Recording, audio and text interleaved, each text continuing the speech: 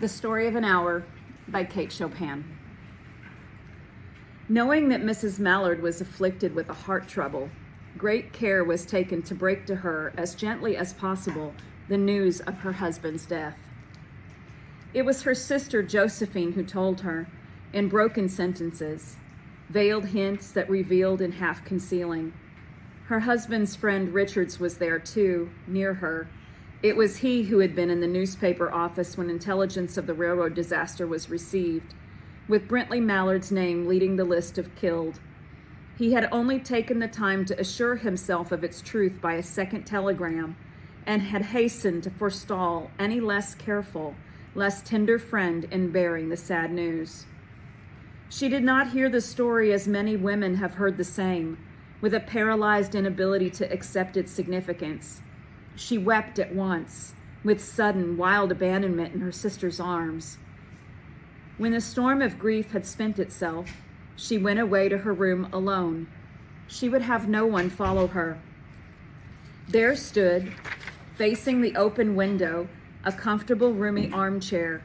Into this she sank, pressed down by a physical exhaustion that haunted her body and seemed to reach into her soul. She could see in the open square before her house the tops of trees that were all aquiver with the new spring life. The delicious breath of rain was in the air. In the street below, a peddler was crying his wares. The notes of a distant song which someone was singing reached her faintly, and countless sparrows were twittering in the eaves.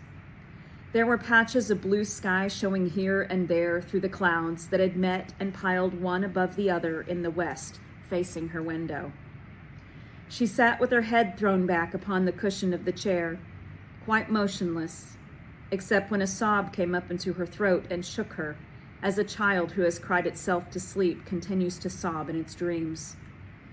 She was young, with a fair, calm face, whose lines bespoke repression and even a certain strength. But now there was a dull stare in her eyes, whose gaze was fixed away off yonder on one of those patches of blue sky.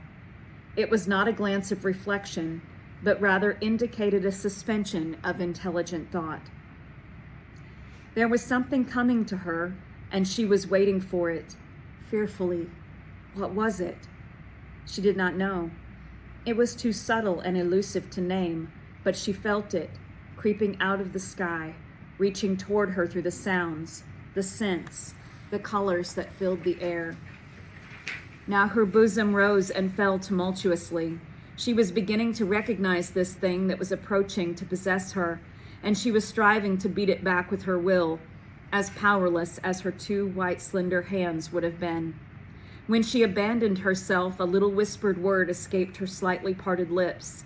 She said it over and over under her breath. Free, free, free.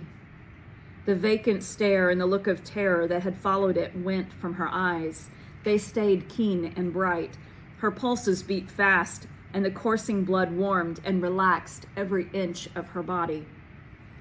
She did not stop to ask if it were or were not a monstrous joy that held her. A clear and exalted perception enabled her to dismiss the suggestion as trivial. She knew that she would weep again when she saw the kind, tender hands folded in death, the face that had never looked save with love upon her, fixed and gray and dead. But she saw beyond that bitter moment a long procession of years to come that would belong to her absolutely. And she opened and spread her arms out to them in welcome. There would be no one to live for during those coming years. She would live for herself. There would be no powerful will bending hers in that blind persistence with which men and women believe they have a right to impose a private will upon a fellow creature.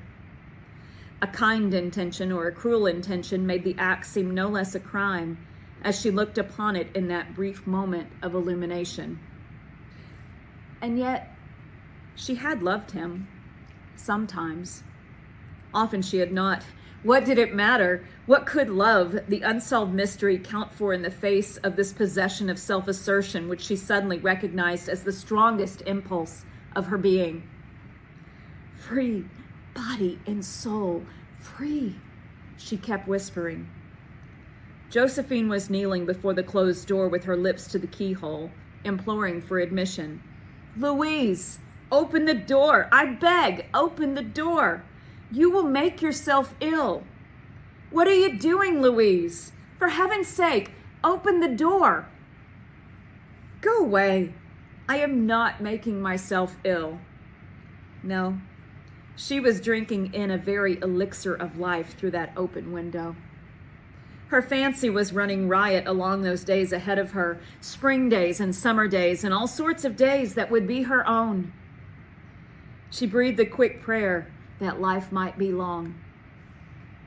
It was only yesterday that she had thought with a shudder that life might be long. She arose at length and opened the door to her sister's importunities.